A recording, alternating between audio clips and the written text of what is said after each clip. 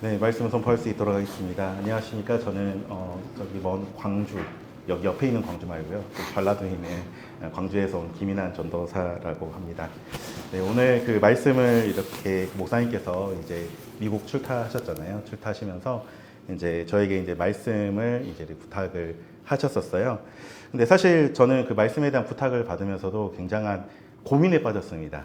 왜 그러냐면은 제가 일단은 이제 주말에는 이제 교회 사역을 하고 있고 또 주중에는 이제 이렇게 성교회 사역을 하고 있거든요. 그래서 이제 주중에 이제 대학생들을 대상으로 해서 이렇게 이제 선교 사역 그리고 이제 전도도 하고 이제 복음도 전하고 이런 이제 삶을 살고 있는데 제가 이제 한 번 정도 이제 제가 그 이승현 목사님 담임 목사님을 이제 저희 그 성교회 쪽으로 초청을 한번 했었어요. 그래가지고 이제 말씀도 듣고 이제 이랬던 적이 있었는데, 근데 제가 이제 이성영 목사님을 초청한 이유는 제가 강의를 한번 들어봤기 때문이었거든요. 그래서 강의를 듣고, 좋다. 그리고 이제 또, 제 이제 청년 시절에 같이 이성영 목사님과 같이 활동을 좀 했었었고요. 그리고 이제 그 목사님께서 저희 이제 신대원 또 선배님이셨기 때문에 아주 또 이렇게 흔쾌히 이렇게 이제 초청해서 이제 이렇게 말씀을 들은 적이 있는데, 근데 반대로 생각을 해봤을 때 사실 제 강의라든가 말씀을 단 한 번도 목사님께 들려드린 적이 없거든요. 그러면 목사님 대체 무엇을 근거로 나를 부르셨을까? 이런 어떤 고민과 생각들이, 물론 교제는 많이 했었지만, 좀 고민이 좀 들었었는데, 하지만 그 와중에, 저를 이곳 가운데 부르신 하나님의 뜻이 분명히 있다라고 하는 어떤 생각이 들었고, 그 뜻에 따라서 오늘 말씀을 또 잘 전달하겠다는 마음으로 이 자리 가운데 서게 되었습니다. 그 오늘 본문인 요한계시록은 여러분 또 다 잘 아시겠지만 요한이 생애 마지막에 소아시아, 그러니까 지금의 어떤 유럽에 세워진 7교회에 보내는 편지입니다. 당시 요한은 로마의 어떤 박해 속에서 그리스도교의 수장이라는 그 이유로 반모라는 섬에 갇혀 있었죠. 그래서 이 유배 중인 이 요한이 이 7교회에게 편지를 보내게 되는데, 결국 이제 주 내용은 이제 로마는 멸망할 거다. 그리고 주님이 다스리는 그 나라가 이제 세워질 거니까 이 박해의 어떤 상황 가운데서 너희가 너희 신앙을 잘 지켜라 라고 하는 내용이 주 내용입니다. 그런데 이제 죄수이기 때문에 이 내용을 그대로 보내면 로마가 싫어하겠잖아요. 그럼 이 편지를 보내지 못할 거 아닙니까? 그래서 그 당시 묵시라는 형태의 어떤 글로 편지를 썼습니다. 쉽게 이야기해서 로마 사람들이 보기에는 당시에 무슨 말인지 모르는데 그 당시 유대인들이나 그 당시 교회를 다니는 사람들이 보면은 이런 내용이구나 라고 알아챌 수 있는 그런 어떤 형태의 글이었던 것이죠. 그중 요한계시록의 이 오늘 본문이었던 2장과 3장은 직접적으로 소아시아의 7교회에 보내는 메시지를 하나하나 담고 있습니다. 그래서 이 2장과 3장의 내용을 자세히 딱 보잖아요. 그러면 한 가지 명확한 특징을 한 가지 가져갈 수 있는데요. 그게 뭐냐면 각 교회 이름을 부르고 이 교회에 대한 메시지를 끝낼 때는 딱 이렇게 끝내요. 귀 있는 자는 성령이 교회들에게 하시는 말씀을 들을지어다 라고 이렇게 딱 끝냅니다. 자, 이 말은 무슨 말이냐면요. 각 교회에 보낸 메시지가 명확하게 구분이 되어 있다라고 하는 것입니다. 이런 구분에 따르면 오늘 본문은 어느 지역을 향한 말씀인 거죠? 라오디게아 지역에 있는 교회들에게 보낸 메시지입니다. 그런데 이 말씀을 자세히 보잖아요. 바로 이 시대에 우리를 향한 말씀처럼 보이기도 합니다. 라오디아의 교회가 현재 이 시대를 살아가는 우리의 교회와 매우 닮아 있기 때문입니다. 오늘 우리가 라오디아 교회가 되어서 오늘 말씀을 잘 들었으면 좋겠습니다. 살아계신 하나님의 말씀에 귀 기울이시기 바랍니다. 요한계시록에 나온 이 7교회를 향한 메시지를 보면은 대부분 칭찬과 질책을 함께 듣습니다. 또 어떤 교회는 칭찬만 듣는 교회도 있습니다. 그런데 매우 특이하게도 이 라오디아의 교회만큼은 칭찬 없이 질책만을 듣습니다. 그러면 이제 우리는 이제 이런 추측을 해볼 수 있는 거죠. 좀 라오디아 교회가 좀 잘못했는가 보다. 좀 잘한 것이 하나도 없는 건가 보다. 이렇게 생각할 수 있겠지만 정말 그럴까? 아니라는 거죠. 어쩌면 그 당시에 라오디아 교회를 지금 현재 대한민국에 딱 갖다 놓으면은 사실 우리는 라오디아 교회를 부러워하고 정말 참 좋은 교회다라고 부를지도 모르겠습니다. 라오디게아라고 하는 이 지역은 동양과 서양을 잇는 무역의 그리고 교통의 중심지였습니다. 당시 굉장히 부유한 도시가 되었고요. 이곳에 특산물이 있었는데 그중 하나가 흑색 양털, 그리고 이제 오늘 그 성경 본문에 나와 있는 안약이었어요. 눈에 넣는 안약이 굉장히 유명했던 곳이었습니다. 그래서 이런 어떤 기록이나 이런 거에 의하면 없어서 못 팔 정도로 굉장히 부유한 도시였다라고 합니다. 당시 이제 역사 기록에 의하면요. 그 AD 60년경, 그러니까 예수님 오시고 나서 60년경에 대지진이 일어났대요. 대지진이 일어나가지고 그 주변 지역이 완전 초토화되었다고 합니다. 그러니까 이제 여기를 이제 재건하기 위해서 로마 제국의 이제 지배를 받고 있는 곳이었기 때문에 로마 제국이 이제 돈을 대줘서 이제 이곳을 다 수복할 수 있도록 이렇게 도왔는데 단 한 곳만이 그 로마 제국의 돈을 거부했습니다. 그 지역이 바로 라오디게아 교회였어요. 이쪽이었어요. 왜냐하면 부자니까, 잘 사니까 굳이 필요 없이 우리는 우리 자신의 돈으로 수복하겠다라고 한 곳이 바로 이곳이고요. 그리고 또 로마에 타키투스라는 고대 역사가가 있는데 그 역사가의 어떤 기록에 의하면 라오디게아를 표현할 때 지상에서 가장 부유한 도시이다 라고 이렇게 표현을 했다라고 합니다.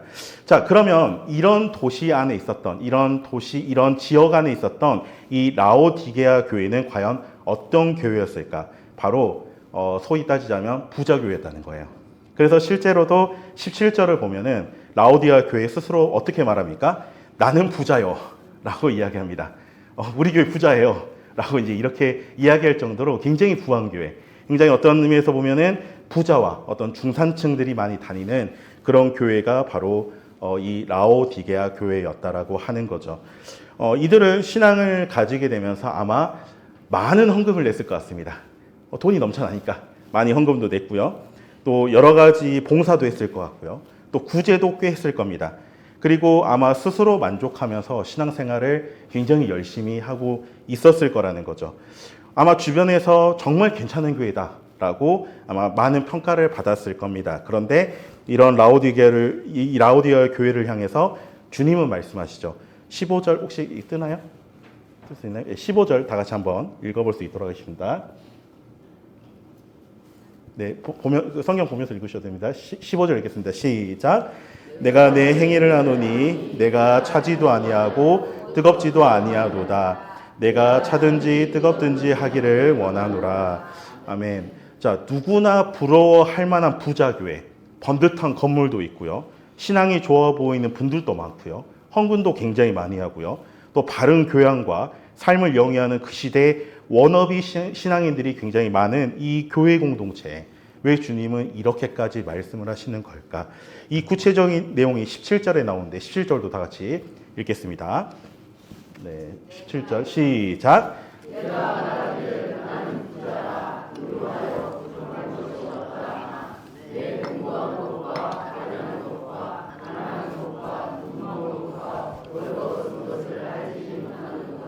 아멘.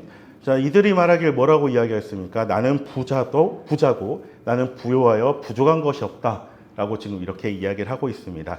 말 그대로 나는 부족한 것도 없고 신앙생활도 잘하고 있다고 하는 거죠. 그런데 주님이 보시기에 그 상태가 뭐라고 이야기하는 겁니까? 그들 스스로 느끼기에는 신앙이 있어 보이고 열심히 교회도 다니고 교양도 있고 부족함 없이 사는 것처럼 보였지만 정작 주님이 보시기에는 그들은 공고하고 가련하고 눈멀고 벌거벗었다라고 하는 것입니다. 그러면 이 인식의 차이, 이 차이는 대체 어디서 오는 걸까? 라오디게아 교회인들은 분명히 어느 정도 신앙을 가지고 있었을 거라고 생각합니다.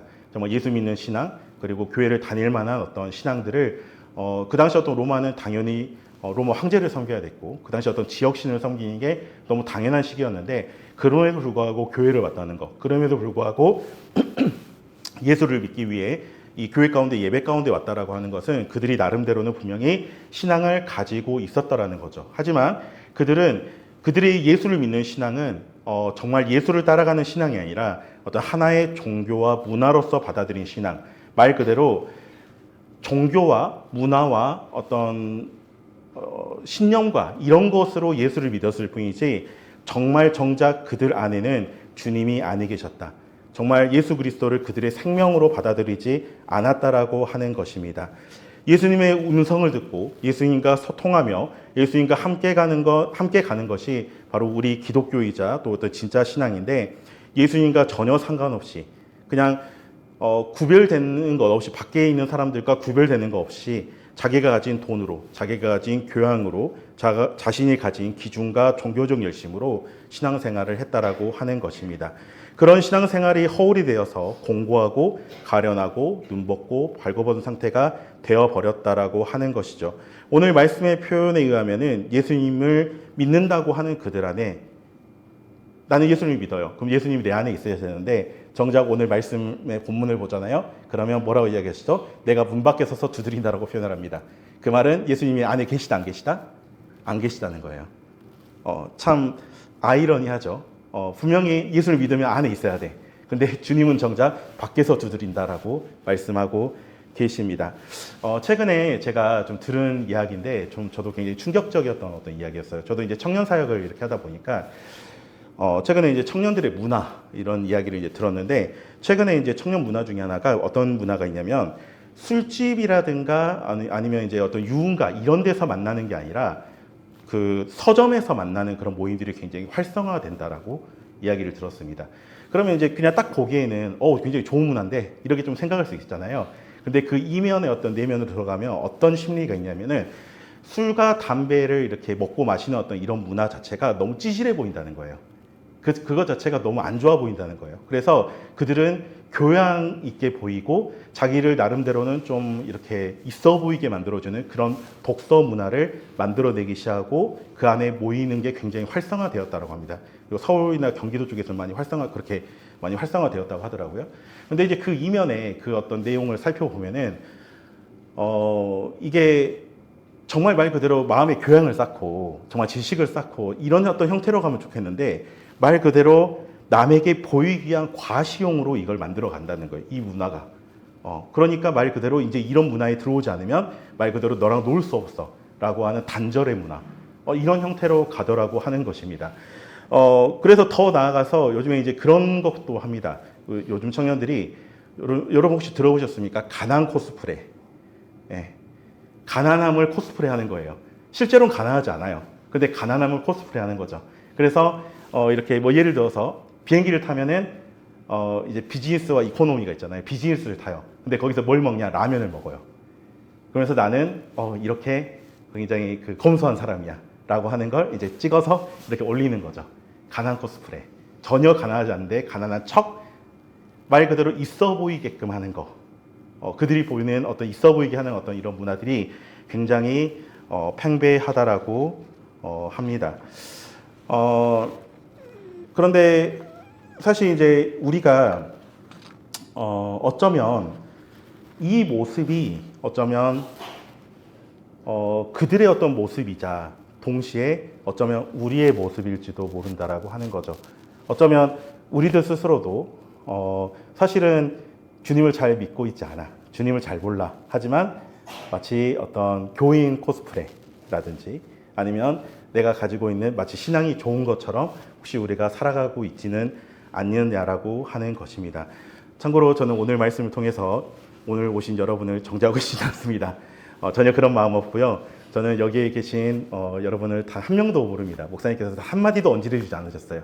그냥 가면 알아서 잘해 이렇게 하고 가셨거든요. 그래서 저는 잘 모릅니다. 하지만 한 가지 말씀을 전하는 자로서 제 소망이 있다라고 한다면 오늘 말씀에 나를 한번 비춰봤으면 좋겠다라는 마음으로 오늘 말씀을 준비했습니다. 혹시나는 나름 교회도 열심히 다니고 또 봉사도 잘하고 또 헌금도 잘하고 있고 또 예배나 모임도 잘 나오고 있지만 혹시 나의 영적인 상태가 내 안에 주님이 아니 계신 상태가 아닐까. 나는 주님이 있다라고 얘기하는데 알고 보니까 주님이 바깥에서 내 문을 두드리고 있는 상태가 아닐까. 우리가 이것을 좀 점검해보자라고 한다는 것이죠. 사랑하는 우리 함께 가는 교회 성도 여러분, 나에게 주님은 어떤 분이십니까? 나의 주님은 나에게 무엇이라고 말씀하십니까? 정말 오늘 찬양했잖아요. 사랑합니다. 나의 예수님 이렇게 찬양할 때 그 마음이 진심이었습니까? 이 부분에 대한 질문의 답은 어떤 거창한 거창한 어떤 신학이 필요하지 않습니다. 어떤 종교적 열심과 또는 어떤 열정 또한 필요하지 않습니다. 필요한 건 단 하나예요. 내가 주님을 만나고 있는가? 나는 오늘 이 예배 가운데 주님을 만나고 있는가? 나는 내가 살아가는 그 일상 가운데서 주님과 함께하고 있는가? 사실 이것에는 어떤 거창한 그 무엇이 필요하지 않죠.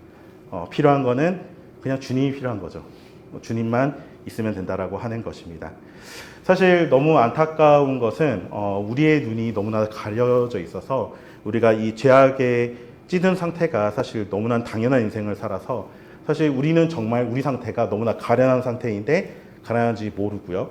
가난한데 스스로 가난한지 모르고요. 정말 눈 멀었는데 스스로 잘 보인다 착각하고 벌거벗었는데 스스로 옷을 잘 입은 것처럼 살아가더라고 하는 것입니다. 제가 치과 치료를 좀 받고 있습니다. 치과 치료를 받고 있는데 잇몸이 붓고 아픈 지 좀 꽤 오래되었었어요.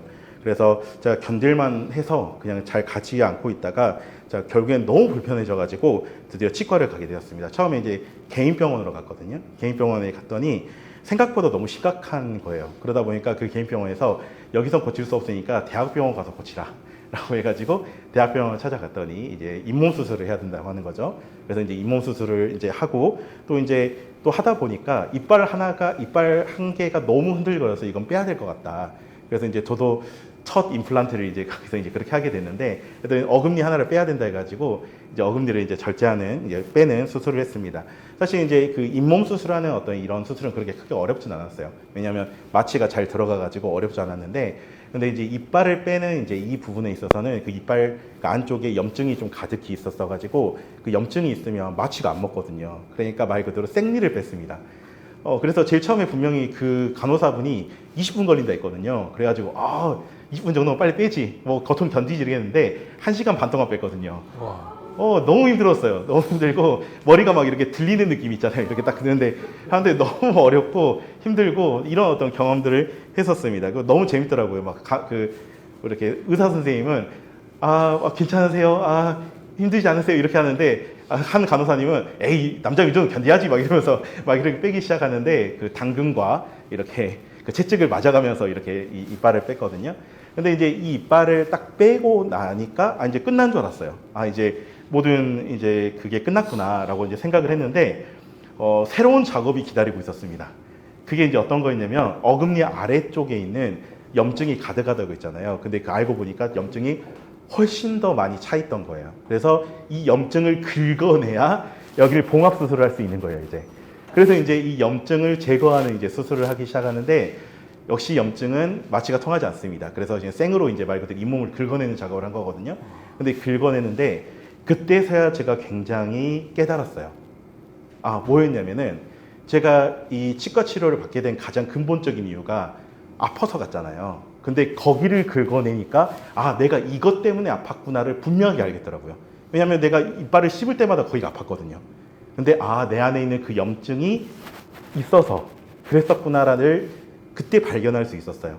그래서 제가 어떤 걸 깨달았었냐면은 첫 번째는 제가 사실 이게 아픈 시절부터 그때 저는 괜찮다고 생각했어요. 내 이빨 괜찮아 라고 생각해서 한 5년 동안이니까 방치한 결과입니다. 그러니까 저는 사실 5년 전에 갔으면 쉽게 좀 해결할 수 있었던 그 일을 나는 괜찮아. 뭐 이 정도는 괜찮지. 쉽게 얘기해서 벌거벗은지 모르고 헐벗은지 모르고 그냥 그걸 방치해놨다가 결국에는 이산화탄이 일어나서 결국에는 빼게 되고 긁게 되고 임플란트를 심게 되는 그 작업까지 거의 1년이 걸렸거든요. 근데 이런 과정 안에서 제 이빨이 지금까지 괜찮다고 얘기하며 살아왔는데 이게 얼마나 어리석은 모습이었는가라고 하는 어떤 그런 사실을 한 가지 깨달을 수 있었고, 그리고 또 한 가지는 결국에 내 모습을 바라보게 하는 것은 내 진단이 아니라는 거였어요. 누구의 진단이죠? 의사 선생님의 진단이 필요한 거였죠. 내 인생에 전문가가 있어야, 내 인생을 만드신 그분이 나를 보셔야 내 진짜 염증을 발견할 수 있는 거구나 라고 한 사실도 발견하게 되었습니다. 근데 이 모습이 어쩌면 이 오늘 본문 가운데 나왔던 라오디게아 교회의 모습이자 우리의 모습일지 모른다라고 하는 것입니다. 자, 그래서 제가 아까 말씀드렸다시피 내 이와 잇몸의 전문가에게 보여야 이 통증의 원인을 발견할 수 있었던 것처럼 말 그대로 내 인생의 전문가, 나를 만드신 주님을 만나야, 하나님을 만나야 내 상태가 진짜 어떤 모습인지 깨닫고 알 수 있게 된다라고 하는 것입니다. 그렇게 주님은 가련하고 가난하고 눈멀고 벌거벗은 상태이나 여전히 내 상태를 모르고 있는 라오디게아 교회에게 이어서 말씀하십니다. 18절, 19절인데요. 일단 보여주시고요. 제가 이거를 좀 더 실감나게 한번 각색을 한번 해보겠습니다. 내가 너에게 권한다. 눈으로 보이는 금, 그러니까 돈에 집중하지 말고 불로 연다 하더라도 그대로 남을 수 있는 그런 금을 사서 너를 부유하게 해라. 여기서 말하는 금은 말씀입니다. 눈에 보이는 화려한 옷, 예쁜 옷으로 너 자신을 치장하지 말고 나로 힘입어서 얻는 새 신분, 곧 흰옷을 사서 발가벗은 수치를 보이지 않게 해라. 너희의 특산물인 안약이 아니라 너희의 허물과 고집이 벗어지기까지 너희의 허물을 깨달을 수 있게 하는 그 성령의 눈물을 사서 너의 눈에 발라라. 안약이 특산물이라 했잖아요. 근데 그 안약 바르지 말고 성령으로 말미암은 그 안약을 너희 눈에 발라라 라고 말씀하십니다. 물은 내가 사랑하는 너희 라오디아 교회를 책망하고 징계하니 내가 이상한 데 열심히 내는 그런 종교생활 말고 진짜 신앙생활이라. 그리고 진심으로 회개하길 바란다 라고 말씀하시더라고 하는 겁니다. 더 나아가서 이런 라오디아 교회 같은 우리에게 주님이 말씀하십니다. 오늘 핵심 구절입니다. 20절 함께 읽겠습니다. 시작.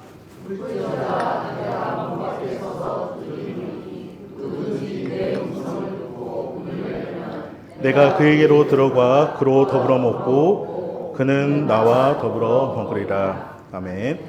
사랑하는 우리 성도 여러분, 이 말씀은 예수를 믿지 않는 초신자를 영접하게 하기 위한 말씀이 아닙니다. 이 말씀은 나름 신앙도 있고 나름 교회도 열심히 다니고 교양 있고 부족함 없이 사는 것처럼 보이는 라오디아 교회 교인들, 그리고 이 시대에 살아가는 우리 교인들을 향한 말씀이라고 하는 것입니다. 우리와 같은 기신자들, 열심히 성도들에게 하시는 말씀이라는 거예요. 지금 예수를 믿고 있다고 여기는 사람들에게 하시는 말씀이라고 한다면 아까 말씀드렸듯이 그럼 주님께서 문 밖에 서서 두드리고 있다는 말씀은 무슨 말입니까? 그들 안에 주님이 아니 계시다라고 하는 말씀입니다. 정말 아이러니하죠. 그렇게 열심히인데, 그렇게 예배도 잘 나오는데, 그렇게 헌금도 잘하는데, 그렇게 봉사도 열심히 하는데 정작 주님은 어디에 계시다? 바깥에 계시다. 어떤 의미에서 보면 굉장히 두려운 말씀입니다. 우리는 우리 자신이 생각하는 그 이상의 이상으로 뼛속 깊음까지 죄인입니다. 그래서 삼위일체 하나님과 동행하는 삶을 살아가기보다는 우리 자신으로 살아가는 게 너무나도 익숙한 사람들입니다. 그래서 주님이 주신 말씀조차도 또 우리의 신앙생활마저도 더 나아가서 주님과 함께 계시냐고 하는 그 부분까지도 매우 철저하게 내 중심적으로 생각하고 내 중심적으로 해석합니다. 내가 좀 뭔가 더 있는 것 같으면, 예를 들어서 내가 예배도 잘 참석하고 뭔가 감동도 있고 뭔가 말씀도 있고 기도를 좀 한다라고 하면은 뭔가 내 삶에 주님이 계시는 것처럼 느끼고, 또 반대로 내가 조금 못하는 것처럼, 주님이 좀 못하는 것처럼 보이면, 내가 예배도 좀 덜 나오고 내가 좀 봉사도 좀 안 하고 좀 이렇게 되면 마치 주님이 아니 계신 것처럼 느껴지고 신앙도 낮아지는 것처럼 느껴진다라고 하는 것이죠. 주님이 계시냐 안 계시냐, 내 신앙이 좋냐 나쁘냐는 여러분 누가 판단하시는 겁니까? 내가 판단하는 게 아니라 우리 주님이 판단하시는 것입니다. 그런데 우리는 철저하게 주님의 존재마저도, 주님이 계시냐 안 계시냐도 누가 판단하죠? 우리가 판단하죠. 지금 이 자리 가운데 주님이 계시냐 안 계시냐, 뭔가 감동이 있는 것 같은데 좀 계신 것 같고, 오늘 말씀 전했는데 김난 조사가 말씀했는데 역시 이승용 목사님만 못하네 라고 해서 뭐 감동이 없으면은 아니 계시고 이런 게 아니라고 하는 거죠. 그 누가 말씀을 전하더라도 예배 가운데 계신 그 주님이 계시다 한다면 우리는 그것으로 충분한 인생인 건데, 우리는 철저하게 나밖에 없는 그런 삶을 살더라고 하는 것입니다. 이런 우리에게 주님은 동일하게 말씀하십니다. 내가 문 밖에 서서 두드리노니. 오늘 이 말씀을 읽을 때 여러분 그냥 읽으시면 안 됩니다. 주님은 과연 무슨 심정으로 문 밖에 서서 두드리고 계실까? 여러분 한번 생각해 보셨으면 좋겠어요. 주님의 편에서 보였을 땐 나는 공고하고 가련하고 눈멀고 벌거벗은 영혼입니다. 그 한 영혼이 내가 주님을 섬긴다라고 하는데 오히려 죽어가고 있어요. 그러면 주님께서 바깥에서 문을 두드리실 때 과연 어떻게 두드리실까? 너무 불쌍한 거죠. 너무 안타까운 거죠. 그러면 어떻게든 살려야 되겠다는 마음으로 매우 다급하고 매우 간절하게 우리의 마음문을 두드리고 계시지 않을까요? 다시금 십자가에 못 박히는 그 심정으로 우리의 마음문을 두드리지 않으시겠습니까?